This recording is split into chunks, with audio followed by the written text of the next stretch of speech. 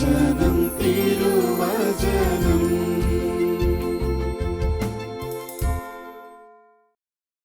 ഈശോ മിശിഹായ്ക്ക് സ്തുതിയായിരിക്കട്ടെ. പ്രിയപ്പെട്ട ദൈവജനമേ, വിശുദ്ധ മത്തായിയുടെ സുവിശേഷം 19 അധ്യായം 6 തിരുവചനം. ചെറിയ ഒരു വചനമാണ്, പക്ഷേ നമ്മുടെയൊക്കെ കുടുംബത്തിൻ്റെ അടിത്തറ അടങ്ങിയിരിക്കുന്ന ദൈവവചനമാണ്. ഏതാ വചനം? ദൈവം യോജിപ്പിച്ചത് മനുഷ്യൻ വേർപെടുത്താതിരിക്കട്ടെ. ഒന്നും കൂടെ ആവർത്തിക്കുന്നു, ദൈവം യോജിപ്പിച്ചത് മനുഷ്യൻ വേർപെടുത്താതിരിക്കട്ടെ. പ്രിയപ്പെട്ട ദൈവജനമേ, ഈ ശുശ്രൂഷയിൽ പങ്കെടുക്കുമ്പോൾ നമുക്ക് പ്രാർത്ഥിക്കാം നമ്മുടെ കുടുംബങ്ങളുടെ സമാധാനത്തിനും സുസ്ഥിരതയ്ക്കും വേണ്ടി. കാരണം നമ്മുടെ ചുറ്റുവട്ടത്തും വിവാഹമോചന കേസുകൾ വർദ്ധിച്ചുകൊണ്ടിരിക്കുന്നു. ഞെട്ടലോടെ തിരിച്ചറിയേണ്ട ഒരു സത്യമാണ്. നിസാരപ്പെട്ട കാര്യങ്ങളുടെ പേരിൽ പോലും വിവാഹമോചനം ആഗ്രഹിക്കുകയും ജീവിതം നരകതുല്യമായി കൊണ്ടു നടക്കുകയും ചെയ്യുന്ന അനേകരുണ്ട്.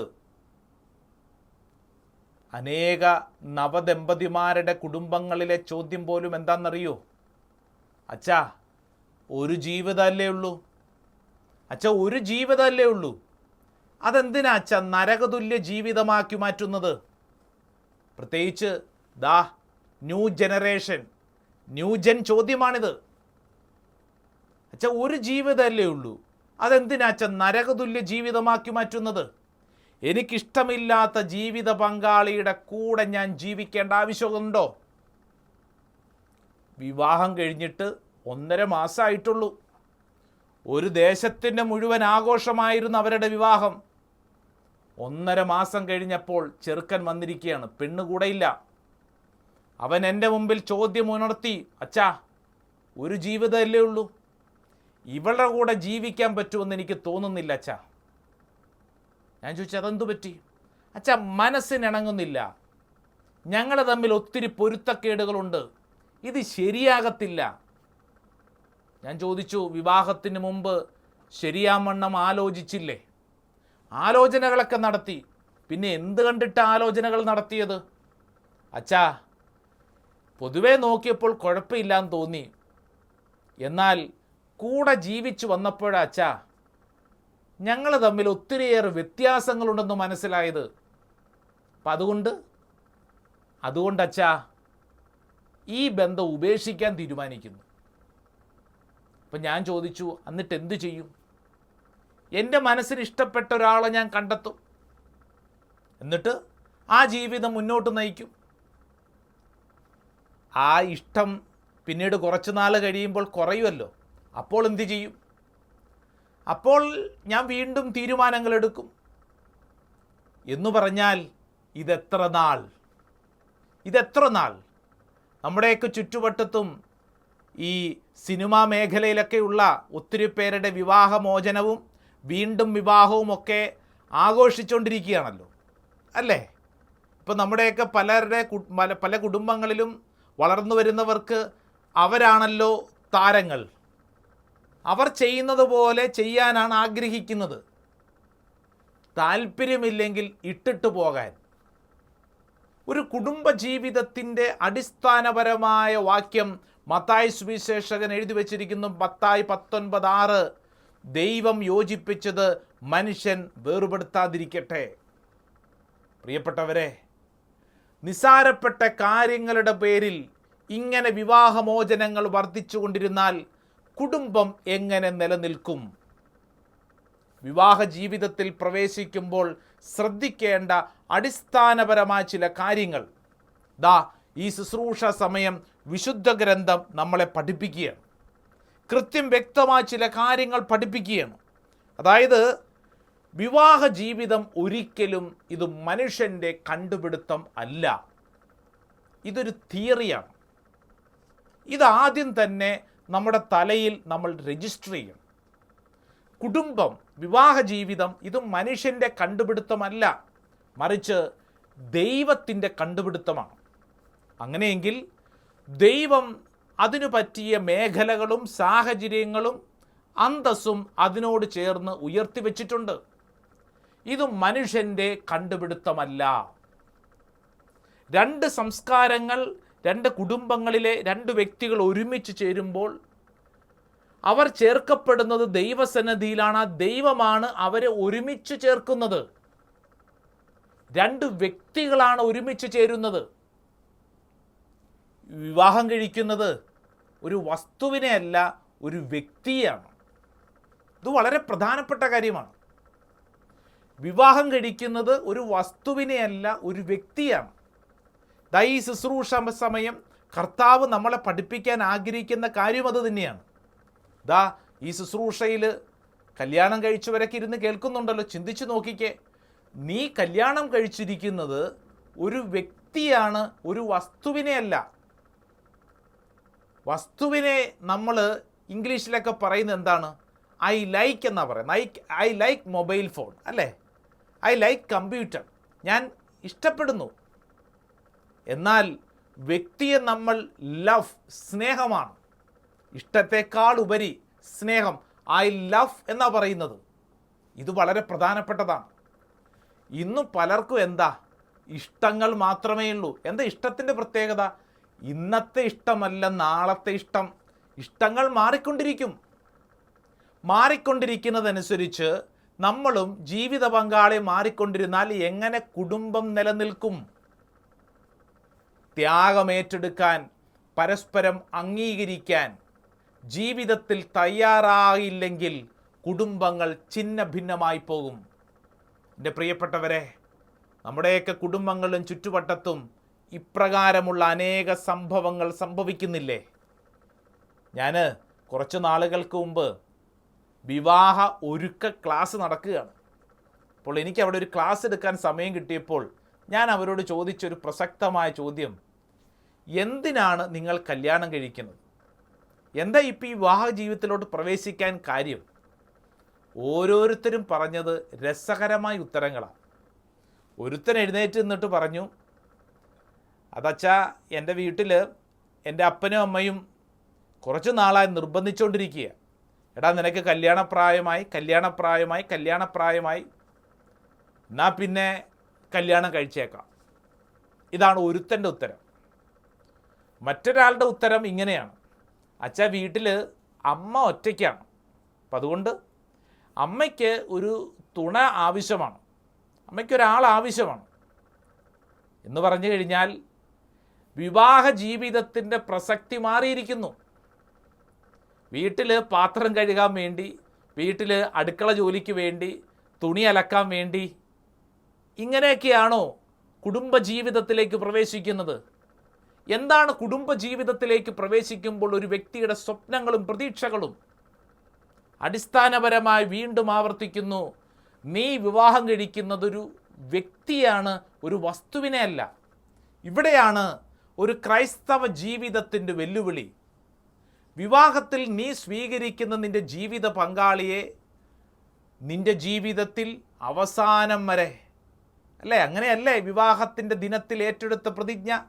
ഇന്ന് മുതൽ മരണം വരെ സുഖത്തിലും ദുഃഖത്തിലും ദാരിദ്ര്യത്തിലും അനാരോഗ്യത്തിലും, അല്ലേ, ആരോഗ്യത്തിലും അനാരോഗ്യത്തിലും ഞാൻ ചേർത്ത് പിടിച്ചു കൊള്ളാം എൻ്റെ മരണം വരെ. ഇതൊരു പ്രതിജ്ഞയല്ല, മറിച്ച് ജീവിതത്തിൻ്റെ ഒരു നിലപാടാണ്. നാളുകൾക്ക് മുമ്പ് ഞാനൊരു ദേവാലയത്തിൽ ഒരു ശുശ്രൂഷയ്ക്ക് എന്നപ്പോൾ വീൽ ചെയറിൽ ഇരുത്തിക്കൊണ്ട് വന്നിരിക്കുന്ന ഭാര്യ, ഭർത്താവാണ് വീൽ ചെയറിൽ കൊണ്ടുവരുന്നത്. വീൽ ചെയറിലിരിക്കുന്ന ഈ ഭാര്യയുടെ മുഖത്തേക്ക് നോക്കി. പ്രിയപ്പെട്ടവരെ, ഒരു കൊച്ചു കുട്ടിയെപ്പോലെയാണ് ആ വീൽ ചെയറിലിരിക്കുന്ന ആ സ്ത്രീ പെരുമാറുന്നത്. അപ്പോൾ എനിക്ക് മനസ്സിലായി, മാനസികമായ എന്തെങ്കിലുമൊക്കെ തകരാറുകളുണ്ട്. അപ്പോൾ ഞാൻ ഈ ശുശ്രൂഷയ്ക്ക് ശേഷം ഞാൻ ഇദ്ദേഹത്തോട് ചോദിച്ചു, എന്തു പറ്റി? അദ്ദേഹം എന്നോട് പറഞ്ഞു, അച്ഛാ, ഒരു ആക്സിഡൻറ്റിന് ശേഷം എൻ്റെ ഭാര്യയുടെ ശാരീരികമായ ഒത്തിരിയേറെ പ്രശ്നങ്ങളുണ്ട്, അതോടൊപ്പം തന്നെ മാനസിക നിലവാരം തെറ്റി. അതിനുശേഷം അവൾ ഇങ്ങനെയാണച്ചാ. ഞാൻ ഈ വ്യക്തിയോട് സംസാരിച്ചുകൊണ്ടിരിക്കുമ്പോൾ ഇദ്ദേഹം എന്നോട് പറഞ്ഞ ചില കാര്യങ്ങൾ നമ്മുടെയൊക്കെ കണ്ണ് തുറപ്പിക്കണം. ഇദ്ദേഹം പറഞ്ഞത് ഇങ്ങനെയാണ്, അച്ഛാ, ഇവൾക്ക് ഇങ്ങനെയൊക്കെ സംഭവിച്ചു കഴിഞ്ഞപ്പോൾ എൻ്റെ കുടുംബക്കാർ പലരും പറഞ്ഞു, എടാ, നിനക്കൊരായുസേ ഉള്ളൂ. നീ ഇവൾക്ക് വേണ്ടി വെറുതെ ജീവിച്ച് ജീവിതം കളയരുത്. നീ അവളെ ഉപേക്ഷിക്കുക, എന്നിട്ട് വേറെ കല്യാണം കഴിക്കുക. നീ ഒരു പുരുഷനല്ലേടാ, നിനക്ക് ജീവിക്കണ്ടേ? നീ ഇങ്ങനെ ജീവിച്ചാൽ മതിയോ? നീ എത്ര നാൾ ഇവളെ നോക്കിക്കൊണ്ടിരിക്കും? അച്ഛാ, ഒത്തിരി പേര് എൻ്റെ മുമ്പിൽ ഇത്തരത്തിലുള്ള അനേകം ചോദ്യങ്ങളുമായിട്ട് വന്നു. പലരും എന്നെ ഉപദേശിച്ചു. എന്നാൽ അച്ഛാ, എൻ്റെ ഹൃദയത്തിൽ ഞാനൊരു നിലപാടെടുത്തിട്ടുണ്ട്. അതെന്താണെന്നറിയോ? അൾത്താരയ്ക്ക് മുമ്പിൽ നിന്ന് ഞാൻ സ്വീകരിച്ച എൻ്റെ ജീവിത പങ്കാളി, ഇവൾക്ക് എന്തെല്ലാം കുറവുകൾ വന്നാലും, ആരോഗ്യത്തിലും അനാരോഗ്യത്തിലും, അല്ലേ, ദുഃഖത്തിലും സന്തോഷത്തിലും, അതാ തീരുമാനം. അച്ഛാ, ഇവൾക്ക് എന്തെല്ലാം സംഭവിച്ചാലും ഞാൻ എൻ്റെ ഹൃദയത്തിൽ പൊന്നുപോലെ ഞാൻ ഇവളെ കൊണ്ടു നടക്കും. അച്ഛാ, ഞങ്ങൾ എല്ലാ ദിവസവും ദേവാലയത്തിൽ വരും. എല്ലാ ദിവസവും ദേവാലയത്തിൽ ഞാൻ ഇവളെയും കൊണ്ടുവരും. അച്ഛാ, ഞങ്ങൾ സന്തോഷത്തോടെ ജീവിക്കുന്നു. പ്രിയപ്പെട്ട സഹോദരങ്ങളെ, ഞാനിപ്പോൾ പറഞ്ഞ ഈ ഉദാഹരണം ഒരു ജീവിക്കുന്ന ഉദാഹരണമാണ്. ഇത് കേൾക്കുന്ന അനേക കുടുംബങ്ങളിൽ ഇത്തരത്തിലുള്ള ഉദാഹരണങ്ങളുണ്ട്. ജീവിതത്തിലെടുത്ത ഒരു നിലപാട് വ്യക്തിയെ സ്വന്തം ഹൃദയത്തോട് ചേർത്ത് സ്വീകരിക്കുന്ന നിലപാട്. കുറവുകളില്ലാത്ത മനുഷ്യരുണ്ടോ? നമ്മൾ ചിന്തിച്ച് നോക്കിയേ. ആർക്കാ കുറവുകളില്ലാത്തത്? അനേക കുറവുകൾ ഈ പറയുന്ന എനിക്കും കേൾക്കുന്ന നിങ്ങൾക്കുമൊക്കെ ഉണ്ട്. പക്ഷേ വിവാഹ ജീവിതത്തിൽ ഭാര്യയും ഭർത്താവും ഈ കുറവുകൾ പരസ്പരം ഏറ്റെടുത്ത് അത് കുടുംബത്തിൻ്റെ അനുഗ്രഹമാക്കി മാറ്റാൻ ഒരു തീരുമാനമെടുക്കുകയാണ്. അങ്ങനൊരു തീരുമാനം ഏറ്റെടുക്കുമ്പോൾ തന്നെ ആ കുടുംബത്തിൽ ഒരു വലിയ അഭിഷേകം നിറയും. നിങ്ങളൊന്ന് ചിന്തിച്ച് നോക്കിയേ. നിങ്ങൾക്ക് നിങ്ങളുടെ ജീവിത പങ്കാളിയെ അറിയാമോ? കുടുംബജീവിതം നയിക്കുന്നവരോടാണ് ഈ ചോദ്യം. ഭർത്താവേ, കല്യാണം കഴിച്ചിട്ട് കുറേ വർഷമൊക്കെ ആയിട്ടുള്ളവരുണ്ടല്ലോ, നിങ്ങൾക്ക് നിങ്ങളുടെ ഭാര്യയെ അറിയാമോ? പ്രിയപ്പെട്ട ഭാര്യയെ, നീ ചിന്തിച്ച് നോക്കിയേ, നിനക്ക് നിൻ്റെ ഭർത്താവിനെ അറിയാമോ? ഞാൻ ഈ ചോദ്യം ഇന്നാൾ ഒരു ചെറുപ്പക്കാരൻ കല്യാണമൊക്കെ കഴിച്ചിട്ട് 3-4 വർഷമായി, അവരുടെ കുടുംബത്തിലെ കുറേ പ്രശ്നങ്ങളൊക്കെ വന്നപ്പോൾ അവനോട് ചോദിച്ചപ്പോൾ അവൻ പറഞ്ഞു, പിന്നെ എനിക്കറിയാം അച്ഛാ, എനിക്കറിയാം. ഞാൻ ചോദിച്ചു, എന്തറിയാം നിൻ്റെ ഭാര്യയെക്കുറിച്ച്? അച്ഛാ, അവൾ ഇന്ന ഡിഗ്രി പഠിച്ചു കഴിഞ്ഞതാണ്, അവളുടെ കുടുംബം ഇന്ന കുടുംബമാണ്, അവളുടെ ഹൈറ്റ് ഇത്രയുണ്ട്, അവളുടെ വെയിറ്റ് ഇത്രയാണ്. അത് ശരി. ചോദ്യം എന്താ? നിൻ്റെ ജീവിത പങ്കാളെ അറിയാമോ? അവളുടെ തറവാട് മഹിമയോ അവളുടെ ഹൈറ്റും വെയിറ്റുമോ അവളുടെ ഡിഗ്രിയോ അല്ല, മറിച്ച് അതിനപ്പുറം നിൻ്റെ ജീവിത പങ്കാളിയെ അറിയാമോ? കല്യാണം കഴിച്ചല്ലോ അല്ലേ? ഹൃദയത്തോട് ചേർത്ത് ഞാൻ പൊന്നുപോലെ നോക്കിക്കൊള്ളാമെന്ന് അന്ന് തീരുമാനമെടുത്തല്ലോ. ഇത്രയും വർഷങ്ങളൊക്കെ കഴിഞ്ഞല്ലോ. നിങ്ങൾക്ക് നിങ്ങളുടെ ജീവിത പങ്കാളിയെ അറിയാമോ? അവരുടെ ഇഷ്ടങ്ങളും അവരുടെ മനസ്സിൻ്റെ ആഗ്രഹങ്ങളും സ്വപ്നങ്ങളും അറിയാമോ? പലർക്കും അറിയത്തില്ല എന്നുള്ളതാണ് സങ്കടകരമായ കാര്യം, അല്ലേ? പ്രണയിച്ച് കല്യാണം കഴിച്ച ഭാര്യയും ഭർത്താവും പ്രണയിച്ച് കല്യാണം കഴിഞ്ഞു, 2 വർഷം കഷ്ടിമുഷ്ടി ജീവിച്ചു, അടിയായി പിടിയായി. ആദ്യ രാത്രി കഴിഞ്ഞപ്പോൾ തന്നെ ഇടിയും പിടിയായത് കഴിഞ്ഞിട്ട് അതിനോട് ചേർന്ന് 2 വർഷത്തോളം കഷ്ടിമുഷ്ടി ജീവിച്ചു. അപ്പം ഞാൻ ഇവരോട് ചോദിച്ച ചോദ്യം, നിങ്ങൾ പ്രണയിച്ചല്ലേ കല്യാണം കഴിച്ചത്? അത് 1-2 വർഷമല്ല, 8 വർഷത്തോളം പ്രണയിച്ചു. ഒരേ സ്കൂളിൽ പഠിച്ചവരാണ്. അതിനുശേഷം പിന്നീട് അവർ വളർന്നതും പിന്നീട് അവർക്ക് ഒരേ സ്ഥലത്ത് ജോലി. അപ്പോൾ ഇപ്പോഴത്തെ പ്രശ്നം എന്താണെന്ന് വെച്ച് കഴിഞ്ഞാൽ, ഈ ചെറുക്കനും പെണ്ണിനും ഒരു തരത്തിൽ അഡ്ജസ്റ്റ് ചെയ്യാൻ പറ്റുന്നില്ല. ഇപ്പോൾ ഒരു കുട്ടിയായി, ആകപ്പാടെ പ്രതിസന്ധി. ഈ കുട്ടിയാണ് ഇപ്പോൾ ഇവർക്കുള്ളൊരു ബുദ്ധിമുട്ട്. ഇല്ലെങ്കിൽ പണ്ടേ ഈ ഒരു വിവാഹമോചനം നേടിയാനെ. അപ്പോൾ ഇവരുടെ വലിയ മാനസിക ദുഃഖം ചോദിച്ചു വന്നപ്പോൾ ഈ ചെറുക്കനും പെണ്ണും ഒരേ സ്വരത്തിൽ പറഞ്ഞു, അച്ഛാ, പ്രണയിച്ചിരുന്നപ്പോൾ ഞങ്ങൾ ഒരിക്കലും ഒരു കുറവും കണ്ടില്ല. പ്രണയിച്ച സമയത്ത് എല്ലാം നല്ലത് മാത്രമേ കണ്ടുള്ളൂ. കല്യാണം കഴിഞ്ഞ് ആദ്യ രാത്രി മുതലല്ലേ കുറവുകളൊക്കെ മനസ്സിലാക്കിയത്. അച്ഛാ, ഈ മനുഷ്യൻ്റെ കൂടെ ജീവിക്കാൻ തുടങ്ങിയപ്പോഴാണ് കുറവുകൾ മനസ്സിലാക്കിയത്. ഇഷ്ടങ്ങളെല്ലാം വ്യത്യസ്തം. 8 വർഷം പ്രണയിച്ചു. വിവാഹത്തിന് മുമ്പ് എന്തായിരുന്നു പ്രത്യേകത? എല്ലാ കുറവും വലിയ നേട്ടങ്ങളായിട്ടേ തോന്നിയിട്ടുള്ളൂ. പ്രണയിക്കുന്നവരൊക്കെ ഒന്ന് ചിന്തിച്ചു നോക്കിയേ, എന്താ അതിൻ്റെ പ്രത്യേകത? ഒരു കുറവുമില്ല. പ്രണയിക്കുന്ന വ്യക്തിയാണ് ജീവിതത്തിൽ ഏറ്റവും വലിയ സുന്ദരൻ, സുന്ദരി, എല്ലാ യോഗ്യതകളും അടങ്ങിയിട്ടുള്ളത്. പുറമേ നിന്ന് നോക്കുന്നവർക്ക് കുറവുകളുണ്ടെങ്കിലും അവരെ അംഗീകരിക്കില്ല. എന്നാൽ യഥാർത്ഥ ജീവിതത്തിലോട്ട് വരുമ്പോൾ ചിത്രം മാറും. പ്രിയപ്പെട്ടവരെ, ജീവിതത്തിൽ വ്യക്തികളെ ഹൃദയത്തോട് ചേർത്ത് സ്വീകരിച്ചുകൊണ്ട് കുടുംബജീവിതം മുന്നോട്ട് നയിക്കുമ്പോൾ സഹനങ്ങളുണ്ട്. ആ സഹനങ്ങൾ ഏറ്റെടുക്കാൻ തയ്യാറാണോ? അങ്ങനെയെങ്കിൽ കുടുംബം നിലനിൽക്കും. ഇല്ലെങ്കിൽ കുടുംബത്തിൽ വിള്ളലുകളുണ്ടാകും, ഉറപ്പായിട്ടും വിള്ളലുകളുണ്ടാകും. വിവാഹ ജീവിതത്തിൻ്റെ 42 വർഷം കഴിഞ്ഞിരിക്കുന്നു. കുടുംബനാഥ, കഴിഞ്ഞ ദിവസം ഒരു ആത്മഹത്യാശ്രമം നടത്തി. ആകപ്പാടെ പ്രതിസന്ധിയായി.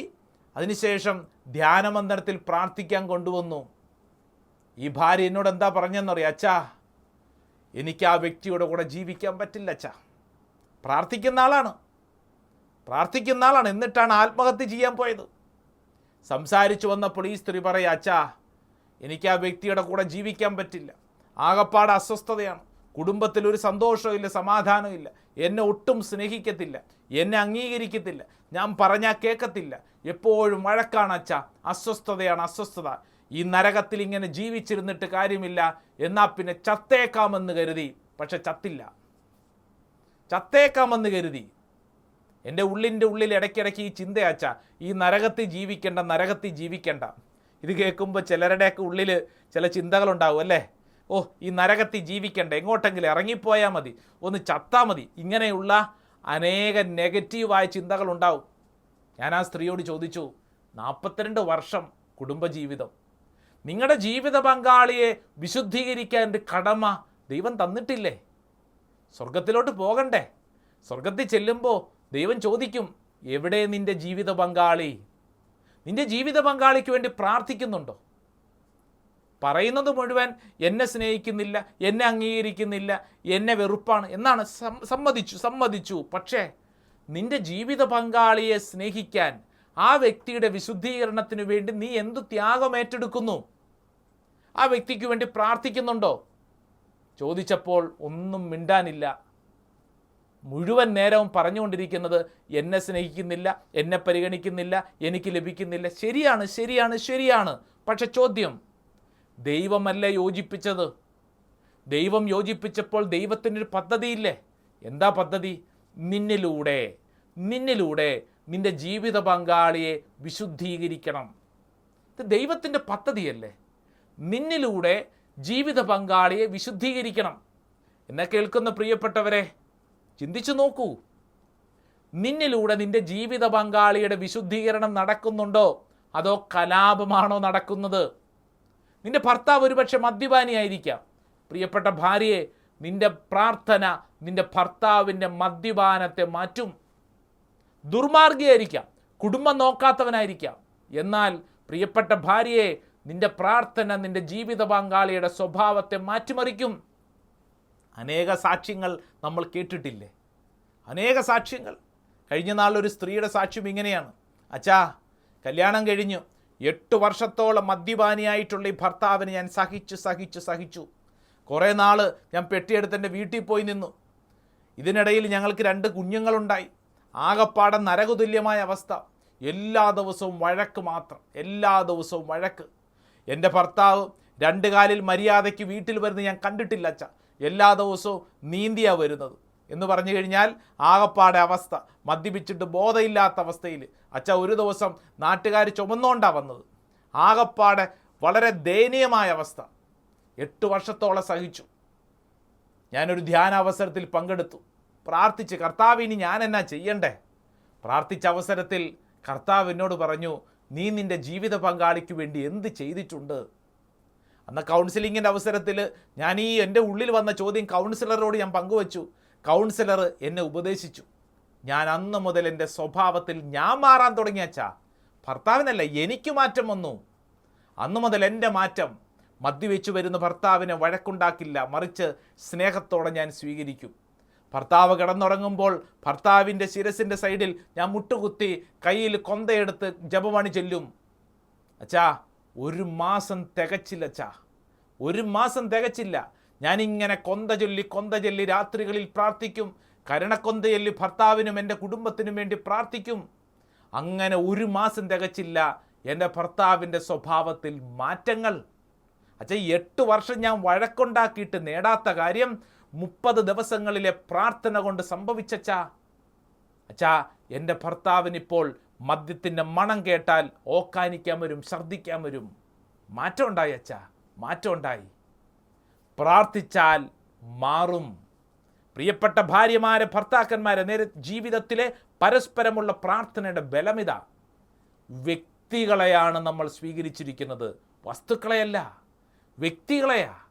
അല്ലേ? ഇതങ്ങോട്ട് സമയം കിട്ടുമ്പോൾ മാറാനുള്ളതല്ല.